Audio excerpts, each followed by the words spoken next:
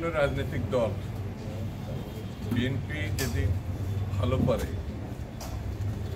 নির্বাচনে জয়লাভ করে সরকার গঠন করে তাহলে তারা বিরোধী দলে যাবে, কিন্তু তারা তাদের মেজাজে আসছে তারা সরকার গঠন করবে, তারা ভালো করবে। যখন তারা বুঝতে পারছে এই রাজনৈতিক দলগুলো যে তাদের সামনে ভবিষ্যৎ খুব একটা ভালো না, তার ভিতরে অন্যতম একটা দল হচ্ছে জামাত ইসলাম, এনসিপি বা আরও যেসব ছোট দল আছে, তারা তখন কী করে নির্বাচন ঠেকানো যায় বা পিছানো যায় এই ধরনের কৌশল তারা মাঝে মধ্যে দিচ্ছে এবং এক ধরনের অপপ্রচার এইগুলো তারা নিয়ে আসছে। তার ভিতরে বড় একটা ঘটনা হচ্ছে পিআর পদ্ধতি, যেটা বাংলাদেশের অধিকাংশ রাজনৈতিক দল, নেতা, কর্মী, এমনকি সাধারণ ভোটাররাও জানে না। তো সেই বিষয়টি যদি ভালো হয়ে থাকে সেটা রাজনৈতিক কর্মসূচিতে আসে, কিন্তু তারা সেটা শুনতে রাজি না। এই হচ্ছে গণভোট। গণভোটের কোনো প্রয়োজনই নাই, কিন্তু গণভোটটা শুধু সামনে আনে না, আগে করতে হবে। জাতীয় সংসদে সব কিছু আলোচনা হবে, যেটা গ্রহণযোগ্য সেটি পাশ হবে, কিন্তু জাতীয় সংসদ ছাড়া অন্য কিছু মাধ্যম নেই সংবিধান সংশোধন করা বা নতুন আইন করা। সেটিও তারা বুঝতে চাচ্ছে। বিএনপি ছাড় দিয়ে বলেছে যদি করতেই হয় তাহলে একই দিনে নির্বাচন, জাতীয় সংসদের নির্বাচন আর গণভোট একই দিন, দুটি ব্যালট মধ্যে দিয়ে মীমাংসা হতে পারে। তো সেটাও তারা শুনতে, সেই জায়গাটা আমার কাছে মনে হয়েছে বাংলাদেশের মানুষ এখন ভোট দেওয়ার জন্য উদ্গ্রীব, তারা নতুন ব্যবস্থায় যেতে চায়।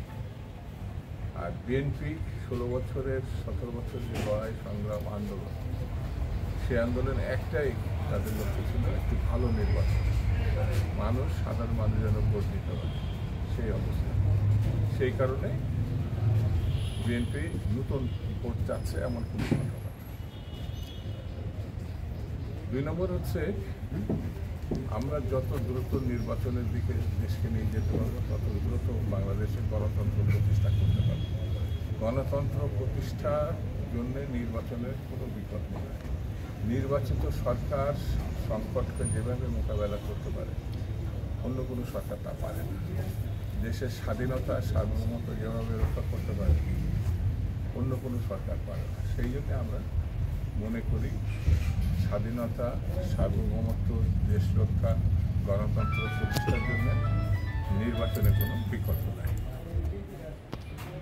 ভাই, ওই যে শাপলাকলি তো দিয়েছে এনসিপিকে যত সম্ভব, এবং ভারতে বসে এখনো পর্যন্ত আওয়ামী লীগ যে ষড়যন্ত্র করছে যে নির্বাচন বন্ধ করার জন্য, এই সম্বন্ধে আপনাদের দল কি ভাবছে? শাপলাকলি বলে কিছু নাই। নির্বাচন কমিশন যেটা দিয়েছে শাপলাকলি, শাপলাকলি না, এগুলো আবার একটু পড়াশোনা করে তারপরে বলতে হবে। তো সেটা নির্বাচন কমিশনের বিষয়, বা অন্যরা যারা শাপলা দাবি করছে তাদের বিষয়। এই বিষয় নিয়ে আগাম মন্তব্য করা ঠিক হবে না। বাংলাদেশের স্বীকৃত গণহত্যাকারী হচ্ছে শেখ হাসিনা এবং আওয়ামী লীগ। তারা গণভাবে মানুষকে হত্যা করেছে সারা দেশে। এমনি বাংলাদেশের এত বড় ভয়াবহ লুটপাট কোনো পরিবার, কোনো ব্যক্তি হাসিনা যেভাবে করেছে এর আগে কেউ করতে পারে না। তো তারা স্বাভাবিক কারণে এই হত্যাকারী এবং লুটপাটকারী এই দেশে তারা নিরাপদ বোধ করেনি, পালিয়ে গেছে।